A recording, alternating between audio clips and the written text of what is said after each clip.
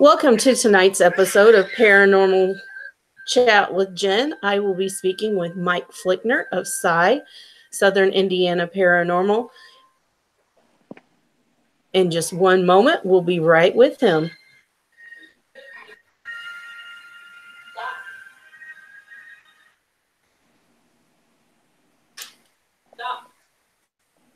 Hi, Mike. Hey, Jen, how are you doing? I'm good. How are you? Well, thanks for joining me tonight. I know you guys have a lot of snow, so thanks again. Hopefully Barb gets home safely and no rush. Yes, ma'am. So, why don't you tell us a little bit about yourself? Just give us an introduction and tell us about you. Tell you about me. Okay. Well, that's very, very complicated. I'm a very strange individual. I got into paranormal at a very, very early age, and have been in it most of my life, along with being a musician throughout all my life. And I am a parapsychologist. I've been studying the paranormal for going on 44 years now. Oh, wow. And it started at a very, very early age. And I don't know if it's really interesting or not, but my goal is the science of the paranormal. Now, you say an early age. What is the youngest? How young were you? Well, not many people can remember back to their childhoods. I can remember the earliest, and I didn't even know this was a paranormal event back then. I was 3 years old, believe it or not, and I can remember this. But at the time, I didn't know it was a paranormal event. I was in my crib in my mother and father's room, and I was supposed to be sleeping. My brother was watching over me, and I wasn't supposed to be romping around. Of course, I'm a night person to begin with, and I heard somebody coming down the hallway, and I thought it was my dad, not my brother. And I seen somebody come into the room. I seen a shadow come in. It was the shape of my dad. And I thought that he was coming over to check on me. Well, he walked up to the crib, and I laid down, of course, real quick before he came into the room. And I was keeping my eyes kind of half closed. You know how you do when you put your eyes down and you can see through your eyelids and stuff. I mean, they're not really closed.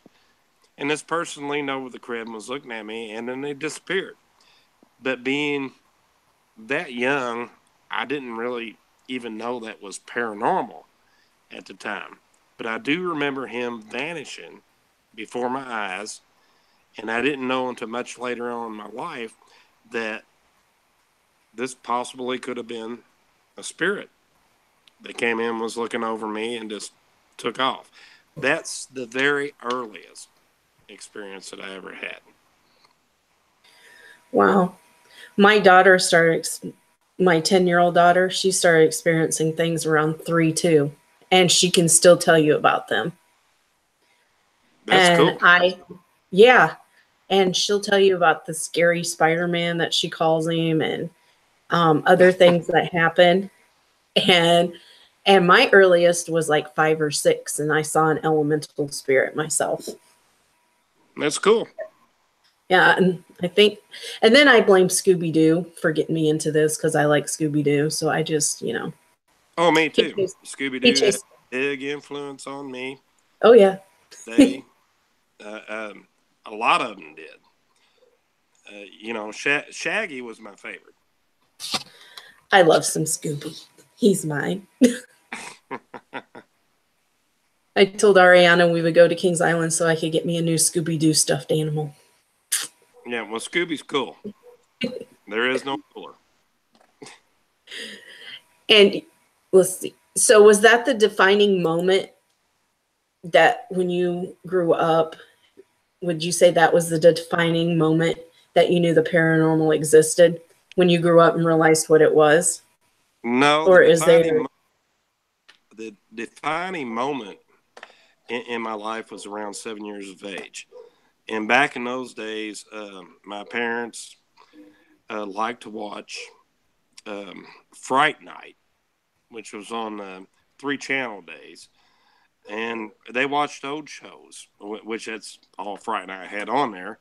It was like the old Dracula with Bela Lugosi and the vampire and you know, you had the werewolf, Lon Chaney, and stuff like that. And I would sneak into the room. I was supposed to be in bed, but I would sneak around the back sides of the couch, and I'd watch it too, unknowing that it was really terrifying me, because I didn't know the difference if these were real or not. You know, they were just movies. And then back then they started putting out the documentaries about Bigfoot and Sasquatch, and which are the same. But I mean, all these documentaries, now I didn't know the difference between the two. And I'm starting to think all these things are real. And when I was around 7 years old, I was scared to death to be in the dark by myself. You see, my dad, when he went to bed at night, everybody went to bed. The whole family did, whether it was dark or it was still sun out. And I always stayed in the room by myself. And I wanted to get to sleep. I remember I wanted to get to sleep before these things could come out and get me. And by the time I was 8 years old, I was so sick of this because I was scared to death that I was trying to figure out a way, how can I keep these things from getting at me? See, it started out with cryptozoology because they were monsters. And so I started studying because I thought if I read up on it, and I didn't want to read anything that was fictional. I wanted to read everything that was factual back in the day, or so they claimed it was factual. I started reading up on it just to prove to myself that I can beat these things. And it stayed with me ever since because I became very, very fascinated by it. And eventually it led into spirits and ghosts. And that's what I stuck with. Now, you mentioned you watched the Fright Night, you know, Sasquatch. What did you think when you first saw the film of Patty, when that first came out? Or since you watched it? Patterson Gimlin film of the Sasquatch out in California. Well, at first, when I first seen it, I believed it. Now, after all these years, after studying it, I do not believe it. I do not believe that it's real. Simply because all the things that they've studied on it, the movements and all that, where they said it was an ape creature that was walking across there, there has been a man that has came forward that can do the exact same movements. And he claims that he was the man that was in a gorilla suit that walked across there. I'm not saying that he is, but I'm saying that he was able to do the same stance, the same arm movement and everything else across that canyon that supposedly this Sasquatch did. And supposedly he did make a deal with Patterson to do this, to create a fake. So, you know, I kind of throw that out now because there is a scientific experiment that by that man doing that can prove that somebody could do what Patterson filmed. I'm going to have to look into that. I didn't know there was a video or interview or anything out of that. So I'm gonna have to check that out. Oh, yes. And I know you live in southern Indiana, and there's supposed to be all kinds of Sasquatch sightings down there. Well, there may be, but Sasquatch is not really my forte anymore. I mean, I was really big into cryptozoology for a long time when I was a child. But once I got into the spirits and the ghosts and Harry Price, that's kind of the avenue I took. That's interesting. Like I mainly focus on ghosts and the spirits and things like that, but I also research dogmen and Sasquatch. Not as heavily as I do the ghosts, but I do research those as well. Right. So I'm an all around kind of gal, I guess. That didn't sound good, did it? Well, no, there's nothing wrong with that. I mean, I am a parapsychologist. I have done studies in many different fields. As far as my degrees go in parapsychology, they're more towards spirits, spiritology. However, I do find all the other fields very, very interesting. It's just I didn't want to devote so much time to them as I did with spiritology. But as far as Bigfoot or Sasquatch goes, yeah, I've been invited on many, many scientific journeys to go with so-called experts in the field of cryptozoology to actually hunt Sasquatch. And I turned them down only because my love of the paranormal field is in spiritology. That's understandable. I was trying to research more dogman stuff last year, and this year I've kind of went back to my roots of ghost hunting. Well, good for you. Yay. I'll probably do a couple cryptid investigations this year, but mostly everything is in the spirit world per se. Hey, well, my heart's out to you because I would love for somebody to come out there and find a Sasquatch for me. And by saying that, I'm not saying that I don't believe in Sasquatch, because I do believe in Sasquatch. I believe there's many things in the world that are undiscovered, and that's why I do what I do. You know, to take the paranormal research from a pseudoscience into a real science. And the only way you can do that is if you can discover something that can be reproduced in a laboratory, or, you know, to show proof. I mean, word of mouth and all these videos, even with looking for ghosts and stuff. All these videos mean nothing unless we can prove it. And I'm really wanting to see. I really hope there is a Sasquatch out there that we can find. I can only imagine how turned upside down everybody's world would be if someone actually shot one and was able to keep it, or caught one alive. Right. Can you imagine what it would be like? Well, the whole society would be turned upside down. You know, Oh, they definitely would. our life as we know it would change. It's the same as if, well, I'm not going to say we didn't capture aliens, because I don't know if we did or not. Everything's kept quiet. But I think it's very arrogant of the human race to think that something can't exist only because we can't see it. You know, or to think that we're the only people in the universe that exist. That there is no life anywhere out there in the universe. The universe is infinite. And it's very arrogant of man to say that You know, there can't be anything out there because we haven't found it. The same is with some scientists, which I've known scientists and physicists that actually said this.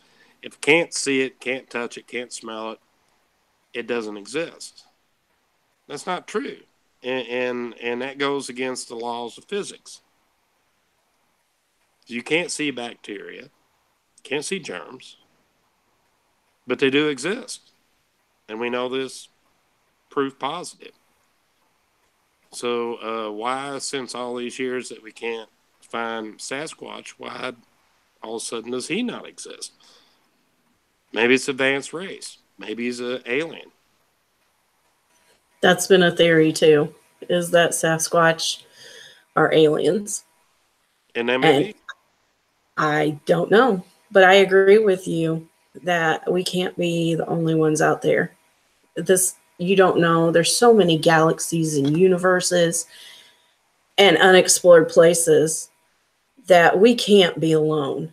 And people are always seeing things in the sky, and they talk about abductions. And I personally know someone who's been abducted or has encountered aliens. And I do not doubt this person at all. She's never lied to me, so I absolutely believe her. So I agree with that. And you should. And that's all part of investigation and stuff. Being a parapsychologist, let me go into parapsychology for just a little bit. Please do, Dr. Mike. Well, thank you. Thank you for calling me Dr. Mike. Not a problem. I thought you'd like that. Well, thank you. Thank you. Parapsychology takes two different terms, and it gets a bad name, and that goes way back to the SPR, because parapsychology got its start from trying to disprove everything. Go in and say, oh, no, there's a logical explanation for everything that happens. But that's not what parapsychologists actually do, even today. Today, parapsychology is more into, okay, we've got all of this stuff that's happening to everybody around the world. So if you add up the numbers, chances are something is going on. We need to investigate it. We need to get smarter, and we need to take this, the realm of parapsychology out of a pseudoscience into a real science. So parapsychologists now are going out and actually doing investigations with a positive attitude instead of going in there and saying, oh, it's nothing. It's creaking floorboards and it's doing this. And people seeing Sasquatch and all that, they're just crazy. They're hallucinating. Well, there's so many people that have seen it, and so many people has documented it, and so many people that's actually had film that's had things happening out in the woods, and they were scared out of their wits, and they don't know if people are tricking them or not, and maybe some of it they are, but we don't know that, and it's very, going back to what I was saying, it's very arrogant of parapsychologists to say, no, this didn't happen. You're crazy. And we don't do that. Or I don't do that. I got in trouble way back when I first got my degrees because they said, well, you're more of a ghost hunter than you are a parapsychologist or a scientist, which they called a scientist. But, a degree means nothing. A degree is only what you put into it. And anybody that calls it a degree, even though I got a degree in parapsychology, I'm nothing but a ghost hunter. And I'm looking for facts, just like everybody else is. Only it just means that I studied a little bit more than anybody else. That's interesting. So How I know you just you sent me a message. Didn't you just recertify? Yes, ma'am, I It, did. And, that's what I thought you said. and the reason And I did, huh? how long have you had your degrees? Since I was 13. Look at you. You were a Harvard scholar.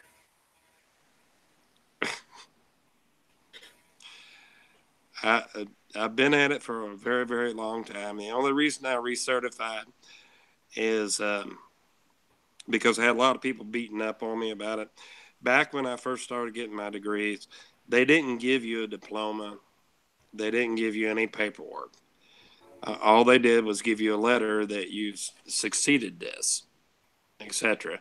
And it was at a very early age, and it got stored, all this paperwork, along with most of the stuff that I did.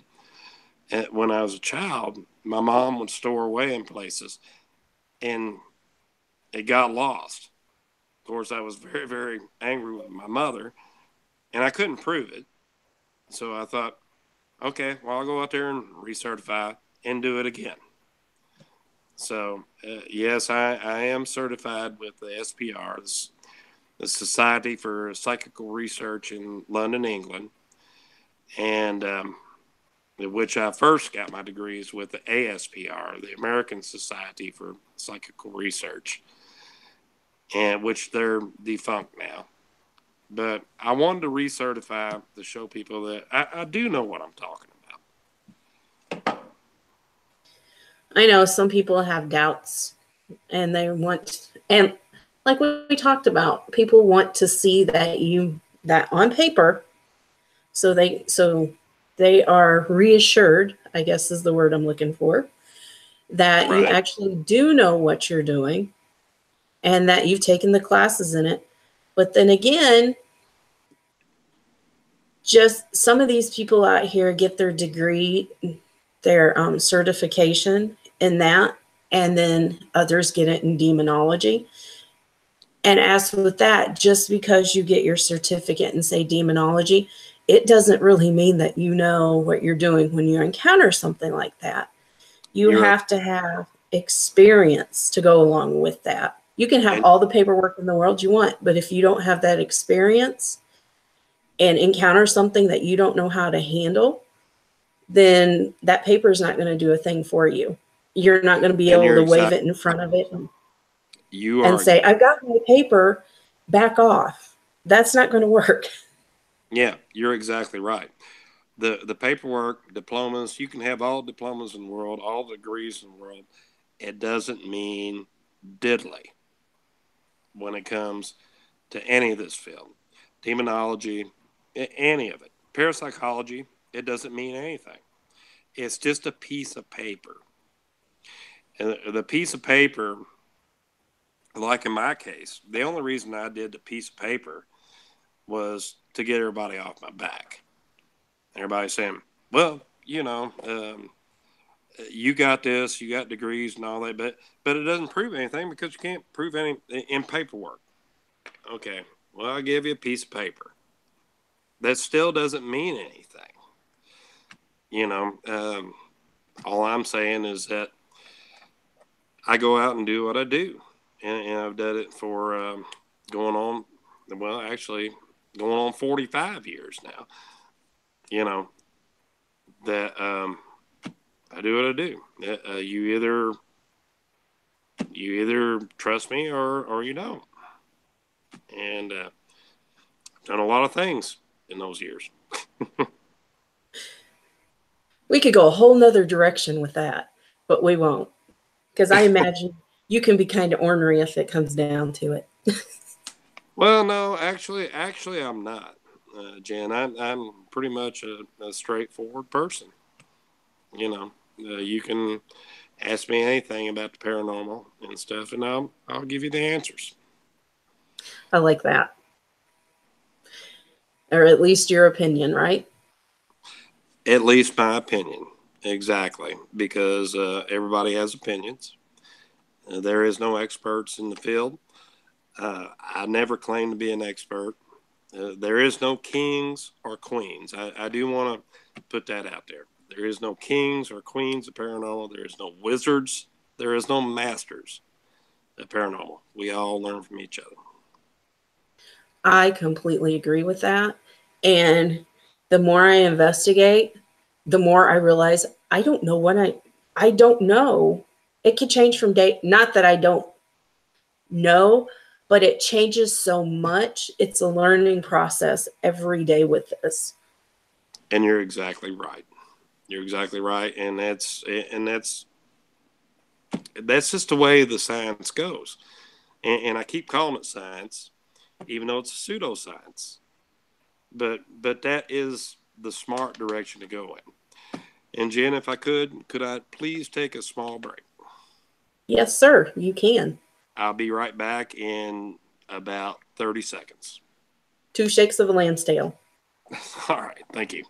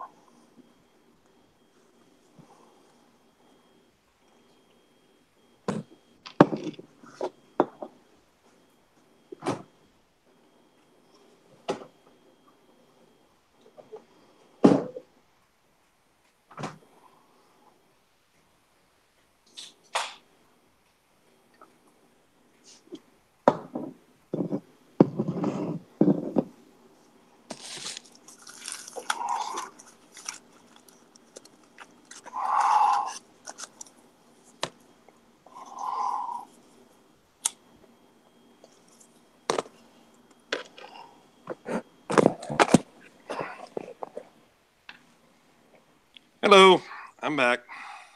I am here too. I'm sorry, I had to grab a cigarette. Oh, And you're fine. anybody's got children watching this, don't smoke. It's very bad for you. It's bad for me, but I was dumb enough to pick it up when I was a kid, and don't do it. All right, where did we leave off at? So what made you decide to start your own team?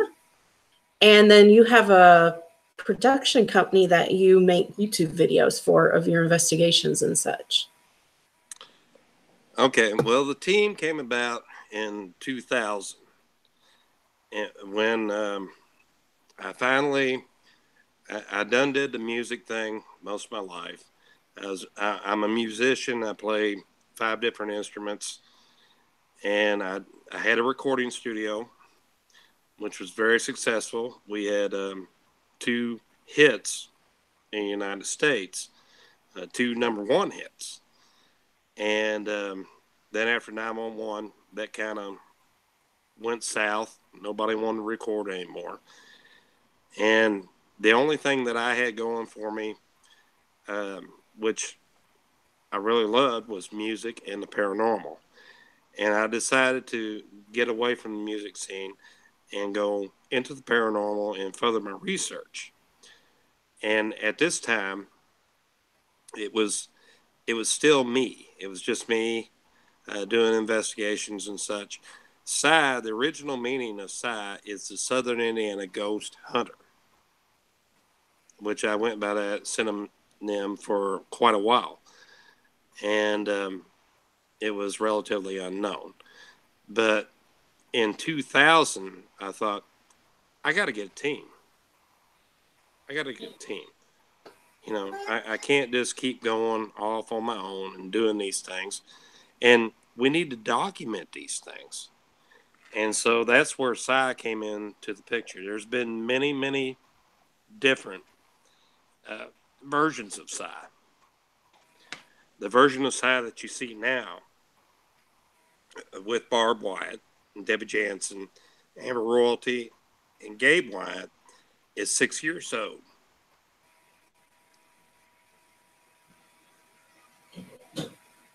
I adore Barb and Debbie. I haven't met the other two yet. I know I missed Gabe last year when you guys were in Louisville, but I think you guys are fabulous. You're three of my favorite investigators. Well, And thank you. oh, you're welcome. I talk to Barb all the time. She's one of my favorite people out there. And I talk to you quite a bit too. So Yeah, you do. Yeah, you do. And Barb's a sweetheart. She does know what she's doing. Um, Basically, if you're talking to Barb, you're talking to me. Because when I first brought Barb into the team, I knew. See, I was looking for like-minded people that were into the same thing that I was into. And like I said, there was previous versions of SIGH, and they were somewhat like-minded, like me. But when I first met Barb and Debbie, I knew that this was going to be the version of SIGH that I always wanted. And she's so close to me, and so is Debbie too. They're both sisters to me. I mean, we've all became a family. and I like that structure that you guys have. And I've told both of you before. I don't talk to Debbie a whole lot, but I do chat with her every now and then. But I've told you both that the way you guys are set up and the way you're close knit is the kind of team I want. And it's very, very hard to find that. And I actually thought I had someone and I had to let her go within 4 days last week. Well, yes, it is hard to find that.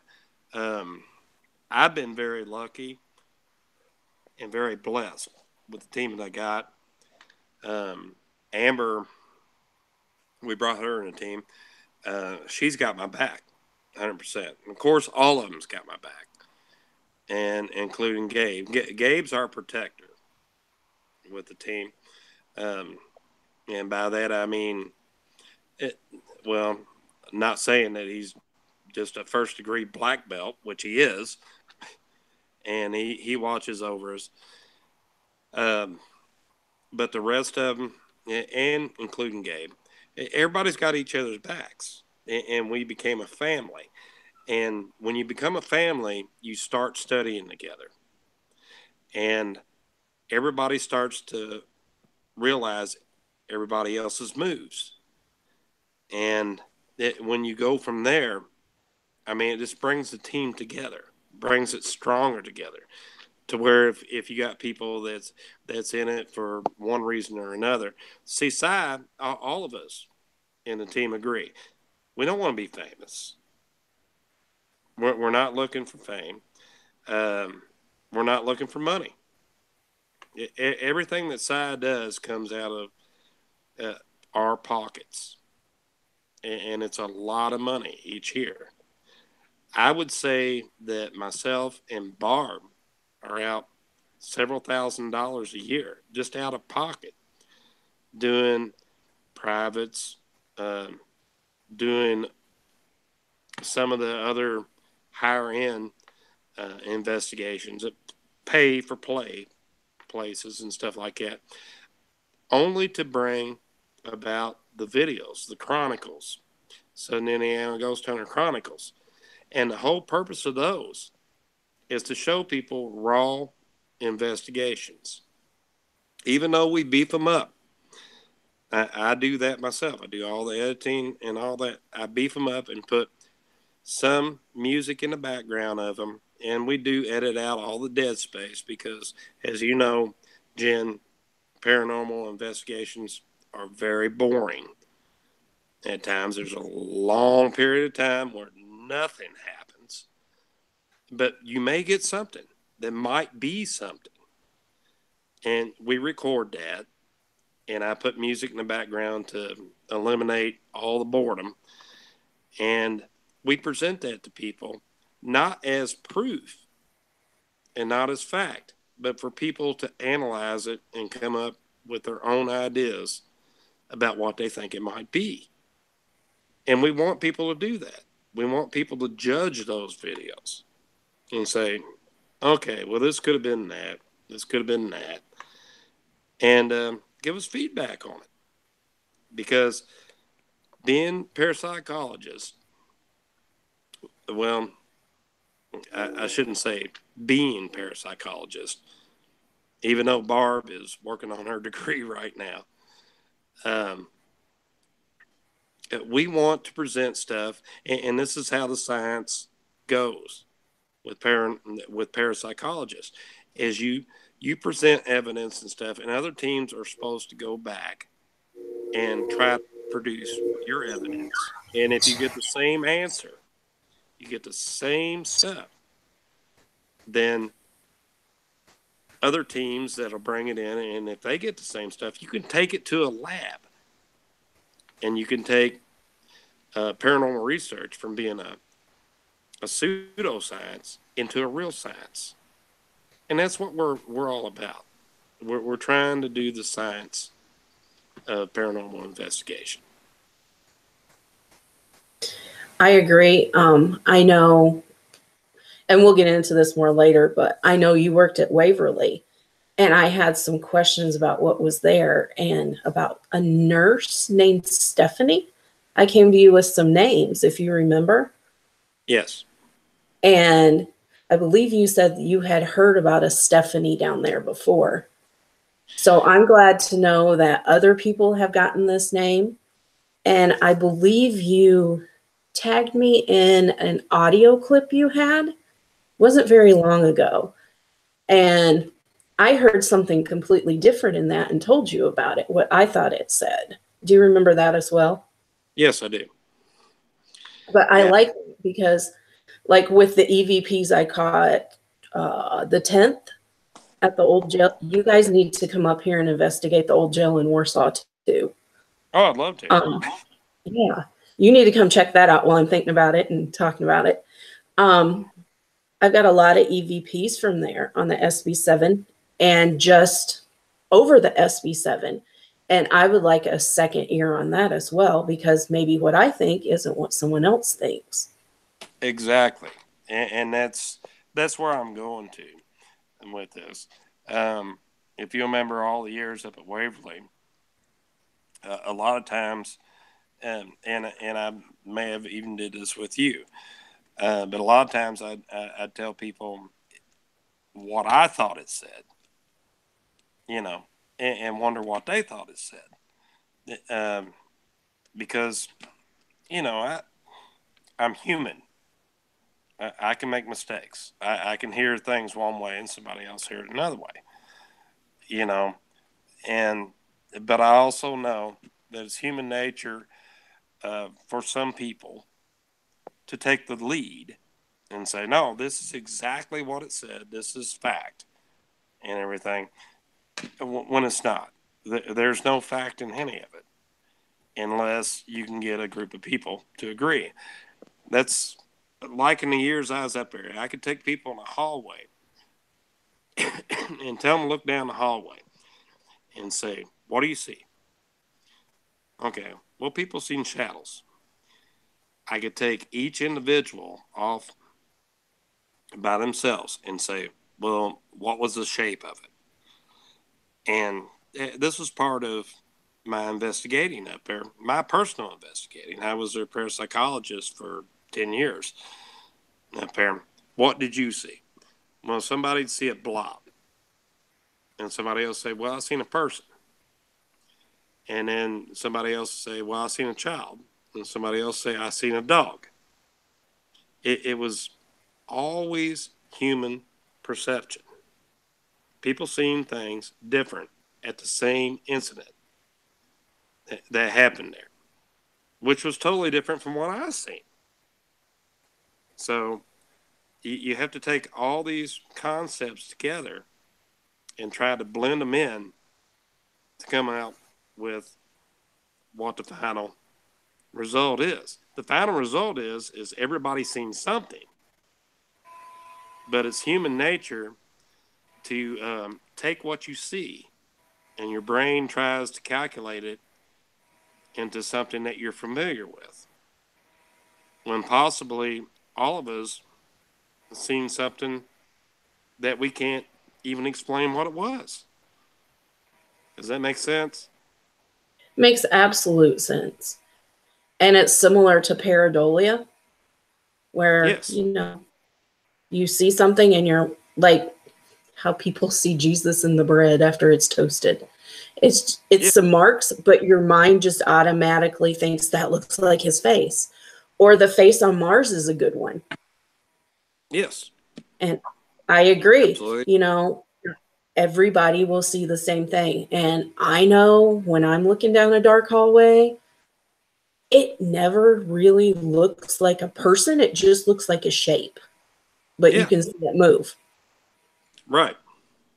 Right. And that's where it comes with, I'm not going to say the trained eye. And the only reason that I'm saying that is because I've worked there for so many years, and I've seen so many shadows many times a night, that they became second nature to me, to where, okay, well, that's a shadow. And I couldn't tell you if it was a human shape, a dog shape, or a blob. I couldn't tell you that. I could tell you the three different categories of it, how it appeared, and that was from the reactions of the people around us. I mean, there is three different types of shadow apparitions, and I know you've heard this spilled from me before. You got your shallows, solids, and masses, where you have your shallows that are so faint that you're mainly going to see them out of your peripheral vision. The closer they get, the more defined they are. Your solids look just like real people. Can't see through them. You won't see any facial aspects or anything of them. And your masses are just a huge glob. They can start out the size of a baseball and grow to the size where they encompass a whole hallway. But even though you put them in the categories, everybody's going to see it different. I agree. I absolutely agree. And if they're there, it's hard to tell what they see. Right. You're correct. But and speaking of shadows, 2 weeks ago, a week ago, Yes, ma'am. I mentioned this last week when I was talking to Liz that my little one was standing in our living room, and my bedroom's right off the living room. And he looked in my bedroom and said, "There's a monster." I And like monster. he's funny. He says, "There's a monster." So I looked in there, and there was a solid shadow person in there. I saw the side. I couldn't see details. It was a solid, could not see black shadow. I saw a head, like the profile of it. I saw a head, a nose, a neck, and then like the shoulders. And I was just like, wow. So that's my shadow story of recent. But well, that's for many years. that was the most prominent one I've seen in a long time. So it's kind of sticking with me. Right. Well, But I see. one thing since we're talking about shadow apparitions, I know there's a lot of things on the internet that talk about shadow people. Okay, well, shadow people are different than shadow apparitions. And I can tell you from my experience, I've never seen a shadow person from what everybody else describes them to be. They always say shadow people have glowing red eyes. I've never ever seen that. I haven't either.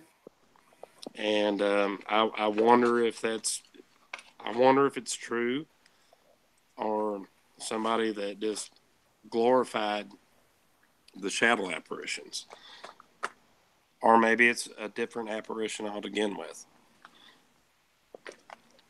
I mean, It could be I don't know something. if anybody out there. I don't know if there's anybody out there that's actually seen a shadow with glowing eyes.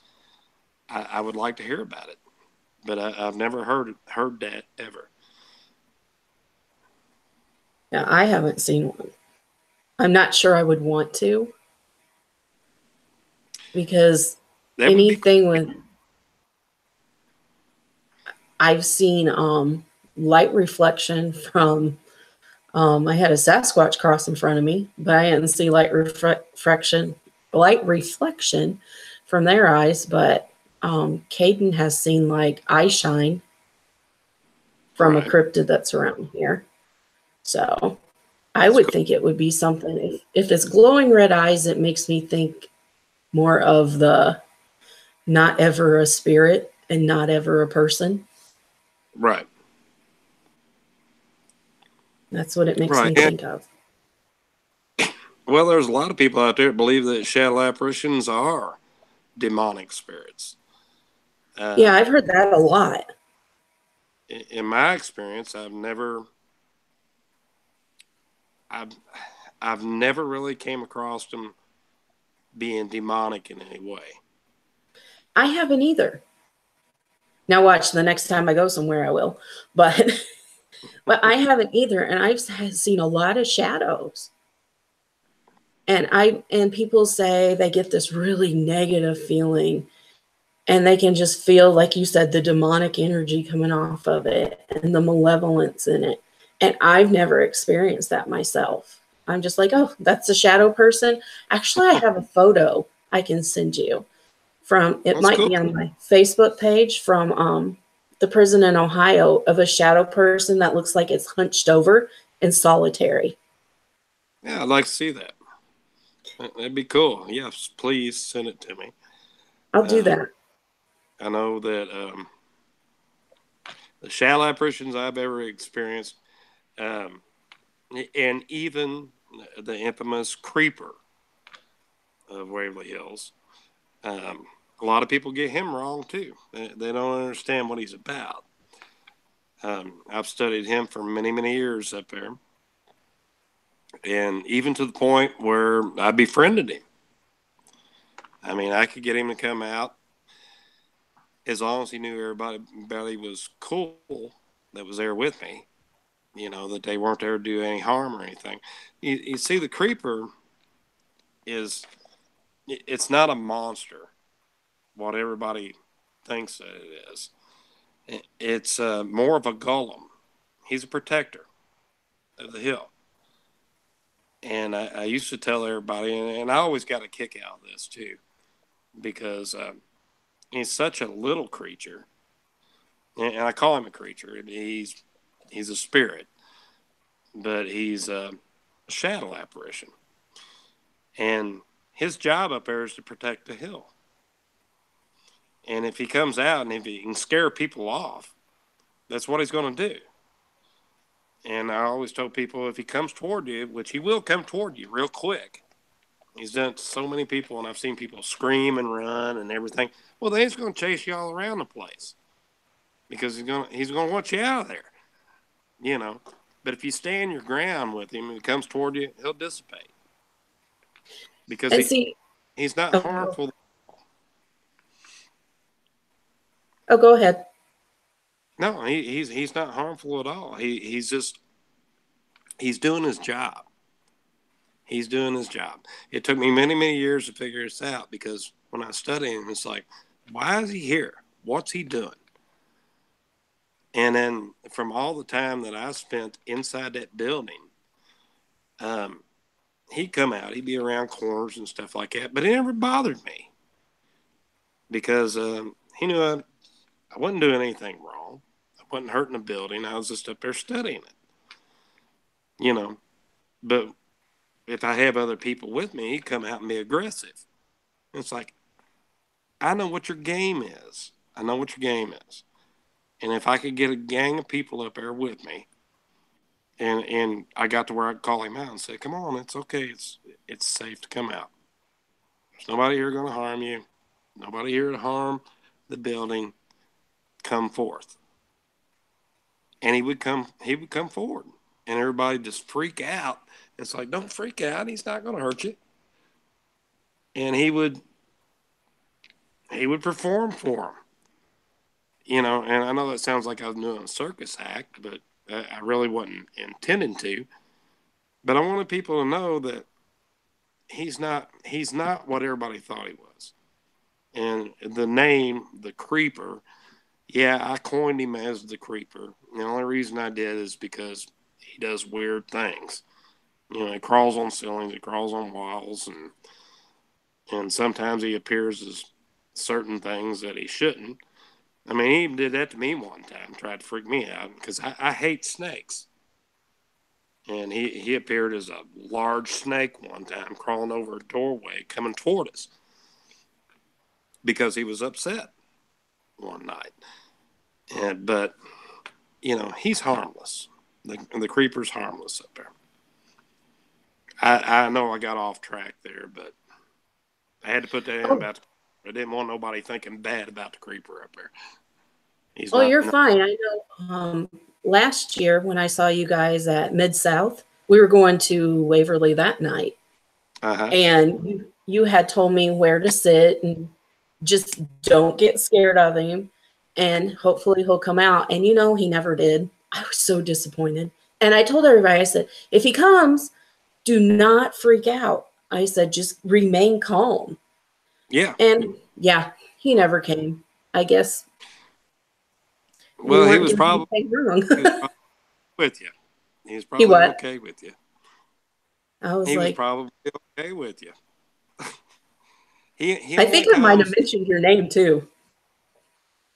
You may have, but he was okay with you. He only comes out if he feels that the building's threatened or anything else is threatened in there, or unless you call him forward. And I used to call him forward, but I was there for so many years. I mean, we got to know each other very, very, very well. And I know it sounds strange that I got to know a spirit, you know. But it is possible. It really is possible, though. Yeah, it is. And that's part of the reason I'm no longer there. Because I began, as I've told you in the past, and I won't go deep into that. Right. I was living in the spirit world. And I'll leave it at that. Just like over at the jail here in Warsaw, the ladies who run that, there's a young lady that was killed there, and Annie, and she will come out and communicate with them as well. And there's several different other ones that'll come out. And usually there's a black man that was hung. He was lynched over there. His name's Pete. Usually I can get him to come out and communicate with me. That's cool. And because you know, I've been there so much. Yeah, and I agree. That's good. And you just develop, it does sound kind of odd when you say you develop a relationship with them. But I've been to the jail like 5 or 6 times. And we were on a ghost tour last year of Warsaw. And everybody else was over on the main steps. And I wandered over to where the glass door was that goes into the office. And this is going to, if you don't do this often or you really don't investigate often, this is going to sound odd. But I was like, hi, guys. I just wanted to stop and say hi. I've been here a few times. I'll see you guys again soon. Just saying hello. I got a picture of someone That's looking out cool. the window at me.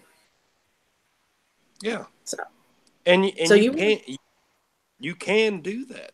You can do that. You can develop relationships with spirits in certain areas. That's like with Barb in Thornhaven. That's her baby. That's Barb's baby. Barb is the first one that got us in Thornhaven, but she's been there more times than we have. And every time we go, she's able to bring them out. And she has been the one that has developed this contact with Catherine Winters that we have had come through with Waverly Hills. And Barb's, basically, Thornhaven is Barb's Waverly that was to me. You know, Waverly was my deal. Barb's deal is Thornhaven.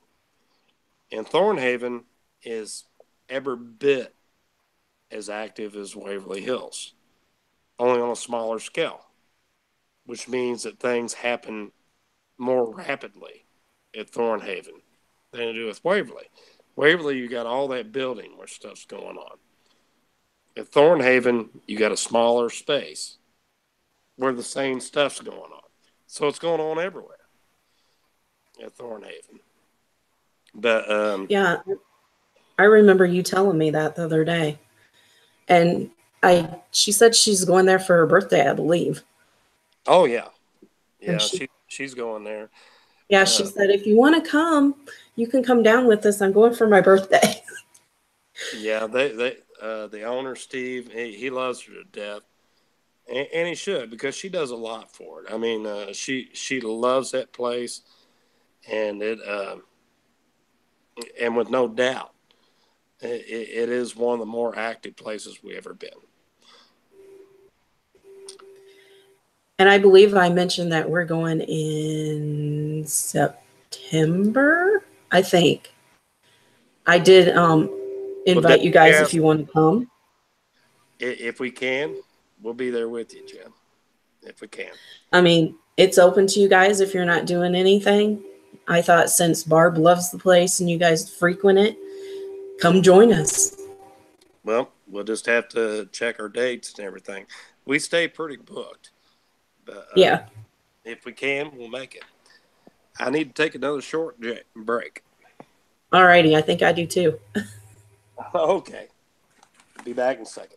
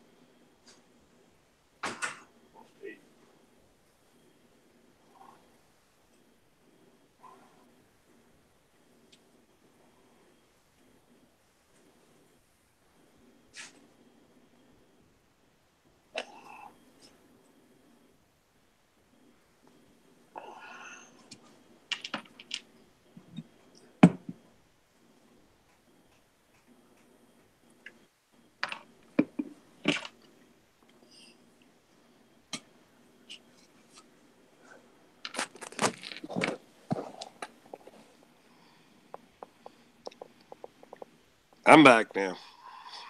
All right. Let me. There. All right. Well, I do have some more questions for you. Okay. You mentioned that you guys do private investigations. Yes. Is there one that stands out more than any other one that you can discuss? I know you can't disclose names, locations, or anything like that, but is there one that really kind of stands out to you? On private investigations, yeah, this goes back many, many years. And we actually had to get away from it because it was one of the meaner investigations that we had. And we actually were dealing with, lack of better words, saying a warlock. A guy Really? a guy that actually brought the activity in. And he's a good friend of mine for many, many years. We don't talk much anymore. And I'm not going to mention a name. But he always kept telling me, I wanted to bring you here so you could see. So you could see the stuff that's around you. And every time we went there, stuff would happen. I mean, crazy stuff. But the thing about it was every time we left, violent things would happen to the group. And it got so bad that we finally had to break it off with him. I mean, weird things would happen. There's a lot to say with the beginning of our videos. Where I'll come on and say, I've seen things that nightmares are made of. Well, I have. I've seen them. Barb has seen them. Debbie's seen them. We've all experienced some very horrific things in the past. And we didn't ask for them, but they've happened. People getting hurt, scratched, punched, almost killed on the highways and stuff.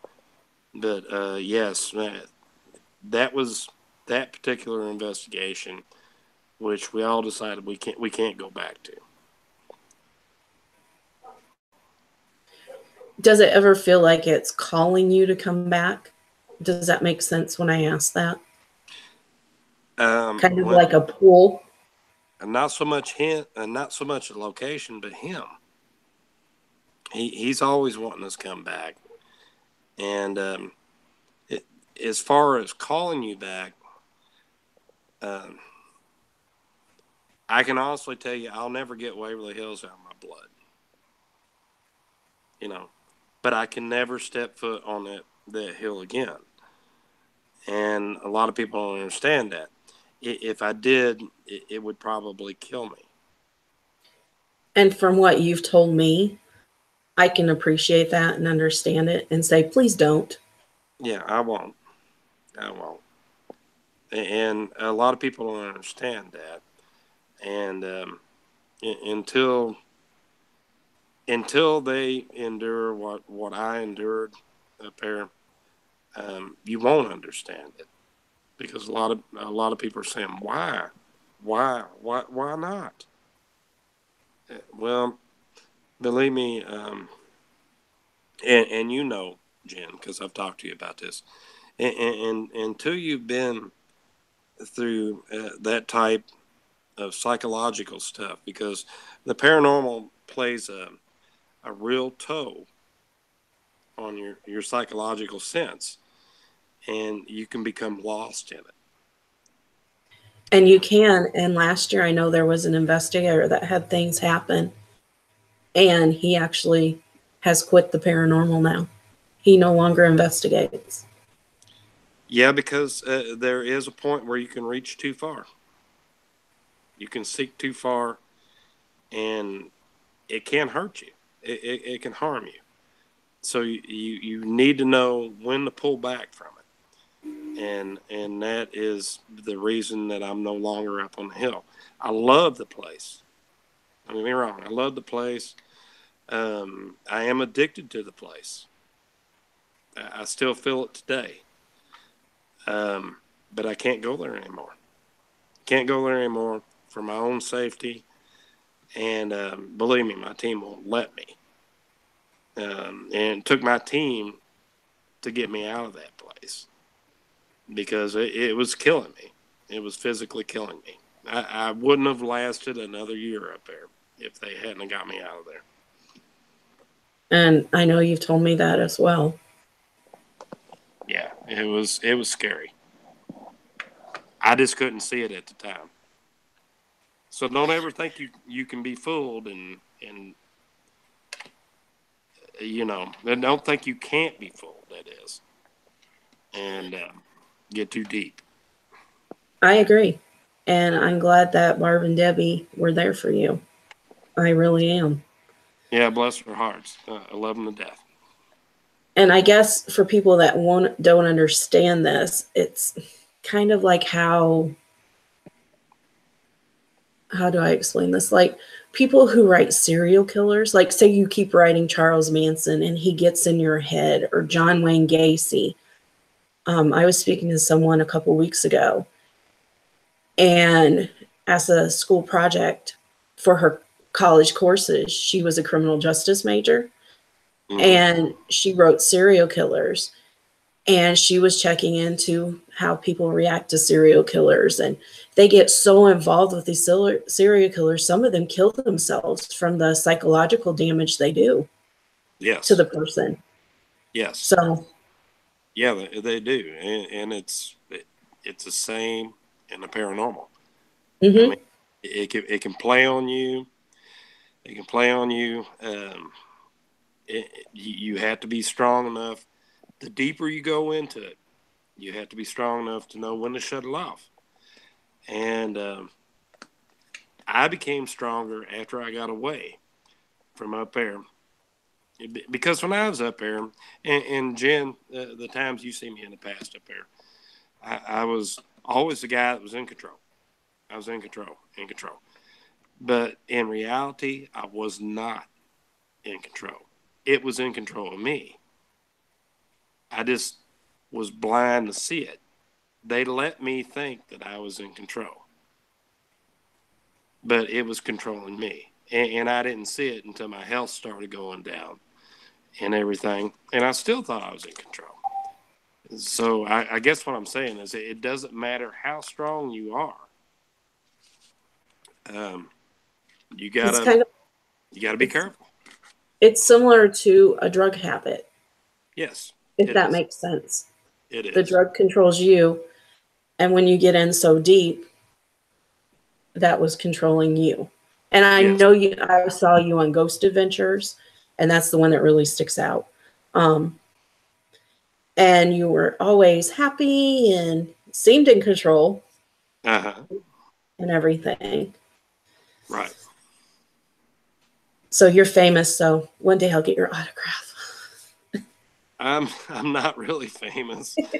I'm just an investigator like you are and the rest of them. I was on Ghost Adventures and Paranormal Challenge, and I was in the background of all the other shows that was up there as a consultant.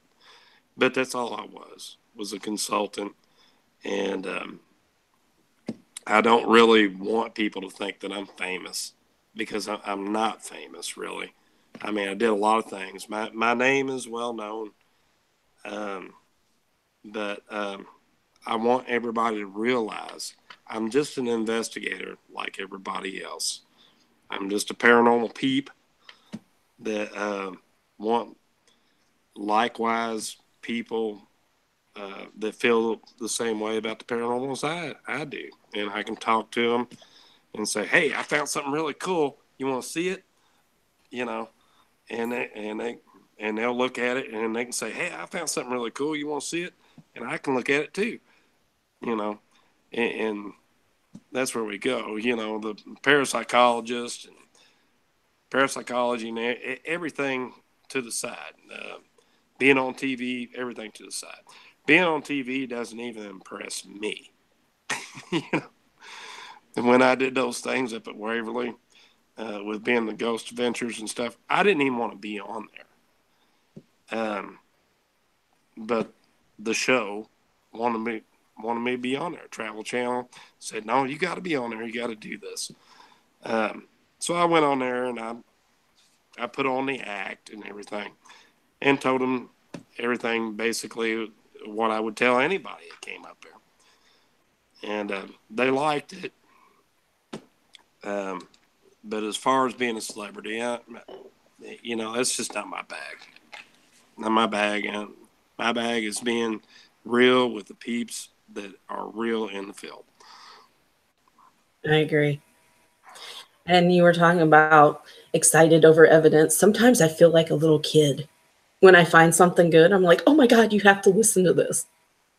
Yeah. It's like my kids when they get a new toy, or, they find a new app on their phone, or like Caden plays his PS4 and he's like, there's this new game out. I feel like a little kid and I get so excited, and people are like, really? Like, people are like, really? Yeah, but that's people that really have not been following it. People that really get into it, like you and I. Yeah, you get excited. I get excited all the time. When somebody shows me something that's really, really cool, and it's like, wow, damn, I wish I could have seen that. I know, I'm the same way. And it's, and we find something that's really, really cool. I know our intro, our new intro shows the spirit that we found up at Thornhaven, walking across the floor. Is it the one on the floor camera? Yeah, that's one of them. But there's one that's in the servants' quarters.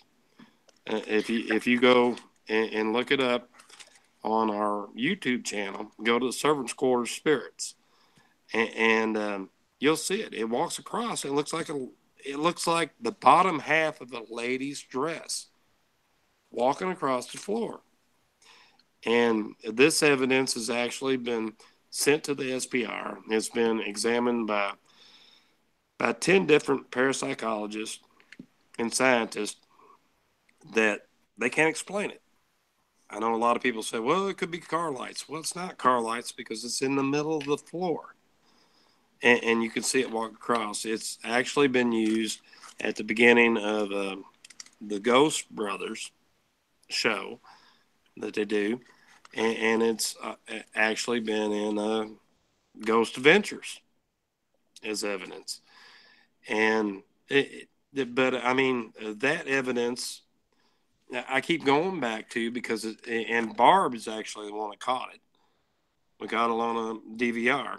I wasn't even there at that time. I had to leave early that night, and she caught it, and it's amazing evidence. And it still gives me chills every time I watch it. I watch it all the time.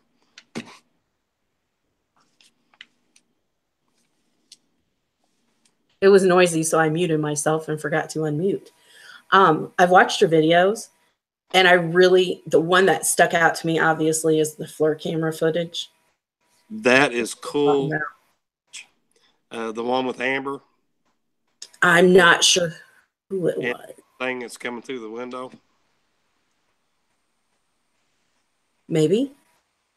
Well, there's many different floor footages that we caught up there.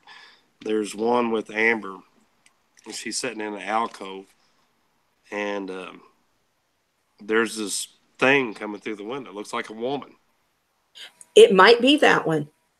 It really might be. And there's like 4 shots. And it actually comes through the window, and then it's right behind her.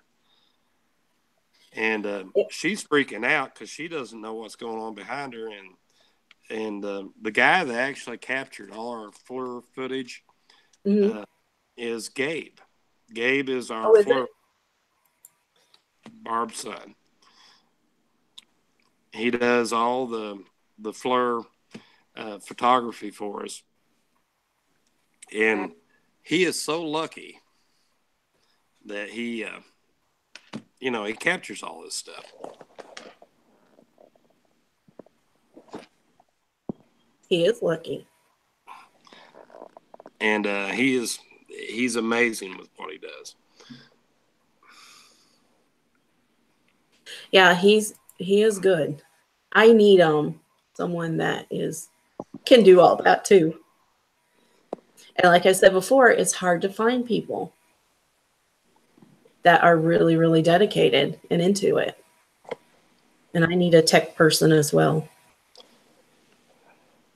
Yeah, it is, and you'll find like-minded people out there. Every group will find them eventually. I mean, it took me a very, very long time, and I know a lot of people who ask me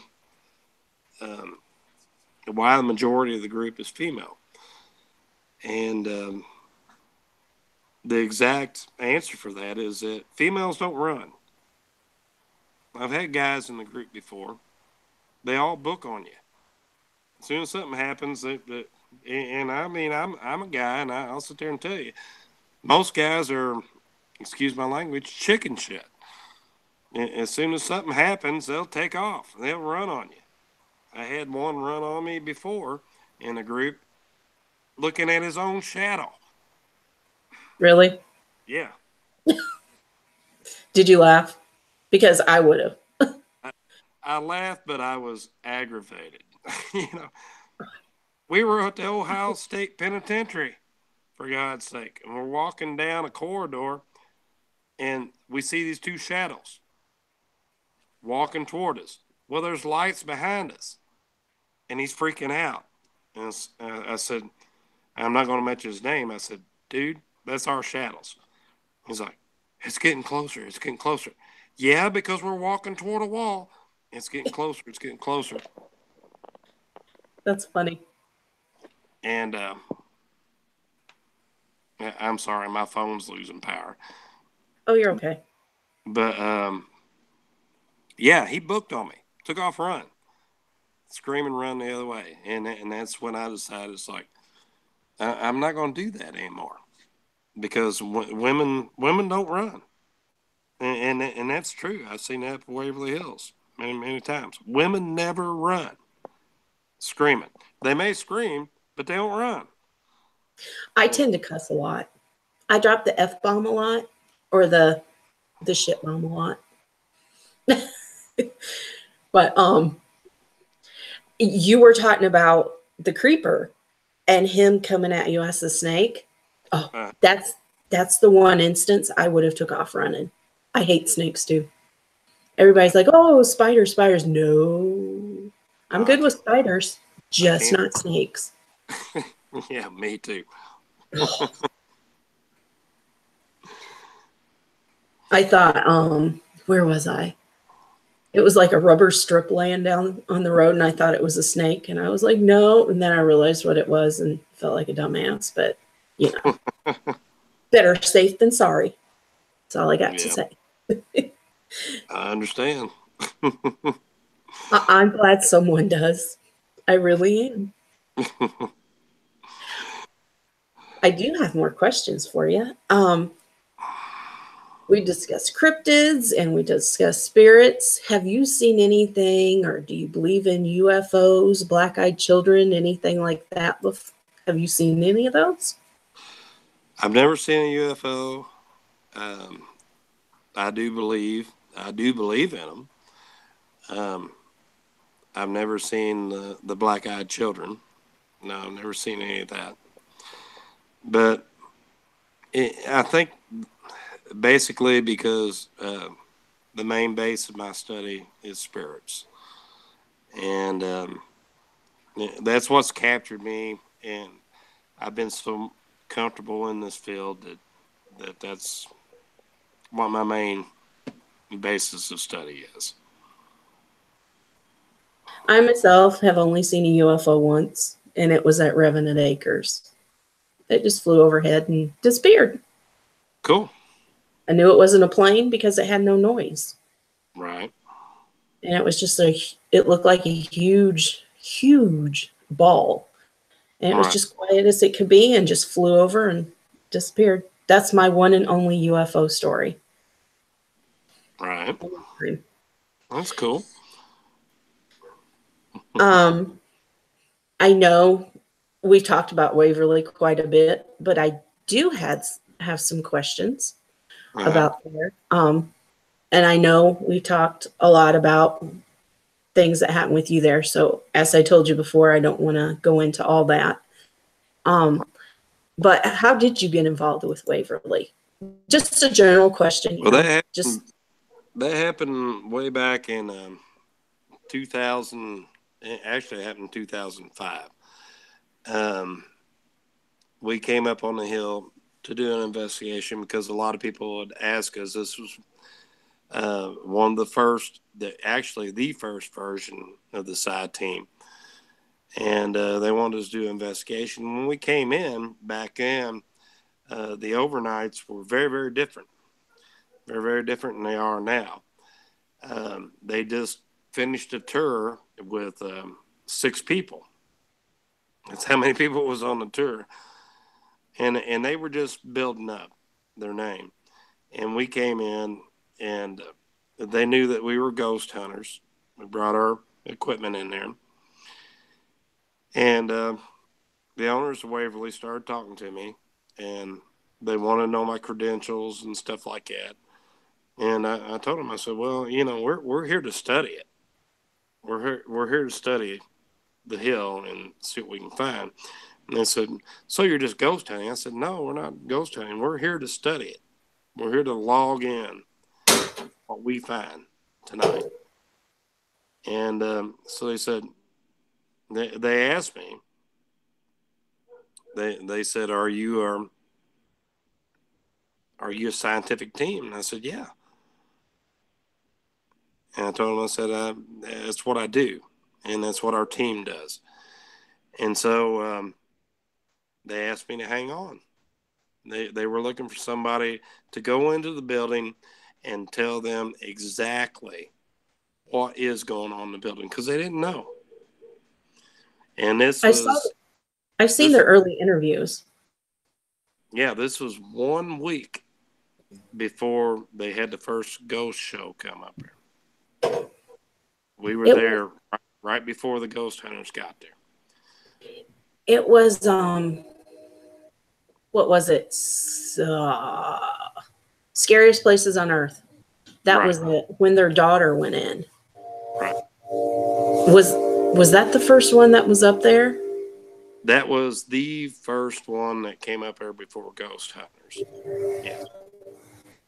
Yeah, I had seen some of their interviews, and it looks completely different now than it did back then. It looked kind of... It was terrible when we went there. It was in very, very bad shape the first time I walked up there. There was plants growing out of the roof the first time I was there. And trees. Wow. And I was watching all the shows I could get on it a while back, and you know, reviewing my evidence and things, and I was like, wow, it's really, really changed. And I noticed there was trash there, and it was really piled up with debris and stuff as well. And it's really changed. Everyone put a lot of work into it. Yeah, I did too. I worked there during the days too. Cleaning the place, and you name it. I can imagine. And it looks so different. The tunnel does now than it used to as well. Yeah. Yeah, we enclosed it. We did a lot of work on the place. I spent, like I said, the majority of my life for 10 years was spent there. That's wow. So, is there a certain spirit there that has a sadder story than another one that you're aware of? I know they all died of TB, and I know that they have like a little memorial to Lois. Is her last name? A lot of people think that the spirits are sad there. They're not really sad. The people that are there, the spirits that are there, are still living out their lives, just as if they haven't gone. There's not really a sad spirit there, so to say, because to them, they're not dead. To them, we're dead. You know, and like I've told a lot of people in the last part of the years that I was there, that Waverly Hills is a city of the dead. You know, we are the intruders there, and which probably wasn't very good for business telling people that, but it's true. It hasn't stopped the shit. Yeah, it's like, you know, people keep coming there intruding on their property. You know, it's a city of the dead, and I'm not saying this to wish anybody away from Waverly Hills whatsoever. But these spirits, they every one of them up there knows when people come up on the hill, and they know what they want, but they're not a circus act. They're still living their lives, and they do see us. They see us. They're aware we're there. They know why we're there, and they'll come out, and if they want to make themselves be known, they will. But the more that it keeps going on, the more and more that they're going to keep themselves, because they're growing tired. We're wearing out their energy. I know when we go into a location, we always like to say, you know, you have these, I experienced this at Ohio at the prison the last time I was there. You have these people that going gung-ho, and they're all loud and annoying and obnoxious and demanding, and they like to provoke. What we do is we go in and we're like, hi, and we tell our names, and we introduce ourselves and be like, we're not here to harm you. We're not here to bother you. We're here to learn about you and for you to tell your story. Right. And I think that's a good way, and we tend to have good reaction from that. Well, sure. And that's what they expect up there too. They want respect. They want respect. And in fact, I never allowed provoking anybody coming through with me. I don't either. And I always told them up there, if I catch you provoking, I'll kick you off the hill. You know, because we don't allow that. You don't have to do that. As you know, Jenn, you can go into any haunted location and you just become in tune with it. You sit back and relax, just take in the atmosphere. They'll come to you. And they do. They always do. The most frustrated groups I've ever had up there, or even on any investigations, people that just walk around. It's like, quit walking around, man. You're missing stuff. You know, something's about to happen where you were just at, but you walked away from it and went to some other place. You know, if you notice, like in a lot of size videos, we'll sit there. I mean, it's boring as all get out. We'll sit there. We'll all sit around because we're waiting for something to happen. We're taking in the atmosphere. We set up target objects. Maybe something will happen, maybe it won't. But we're going to gather more information doing that than walking around looking for something. You know, and I agree. That's how it happens. And that's why every group I ever took up there, it's like, let's just sit here. Let's set up some target objects and just sit here. And we'll talk, and, you know, we'll talk to what may ever be there and see if it comes forward and wants to talk to us. And I can say the night we went, we sat on whatever floor the creeper's on. Is it the 4th? Yep. We sat right where you told me to sit, and we actually met some really nice people there. Barry and Savannah is who we met that night. I think her name's Sherry or Cheryl. And we became good friends with them, and it felt like we had connected with them and known one another. And it's a daughter and dad, and they And now, if they have time and can come, they will come investigate with us. They actually came to the Rhodes Hotel last fall to investigate with us. And they're like an extension of our team. And they're very good at investigating. And that's cool. And I was very fortunate that the people we were with were quiet and respectful and would sit there and actually investigate. And these are not teams. These are just individuals that came. And we were very fortunate that night. And that's real cool. And you see, Jen, that was my whole purpose up there, was trying to bring people together. Trying to bring them together where different groups and different people could meet people. I mean, that's where I met Barb and Debbie. Oh, was it? Yeah, was at Waverly, and I watched their reactions and stuff when I was up there, and I knew by the way that they investigated and everything that I wanted them in SIGH. And it wasn't but maybe 6 months or that afterwards that I called them to come on an investigation with us. And then they became members of SIGH. But I knew by Barb's actions and stuff, the way she reacted and all that, that this was a like-minded person like myself. And I just seen her trueness to it, that she had to be in there, and so did Debbie. So that's how they got into SIGH. Like I said before, I really like everyone on your team. I think that you've got a good group, and thank you. That's your team is what I would like to have, is my goal. So you're like my heroes. You're my paranormal heroes there, Dr. Mike. Well, thank you. Thank you very much, Jen. Thank you. Oh, you're welcome. And I said that before.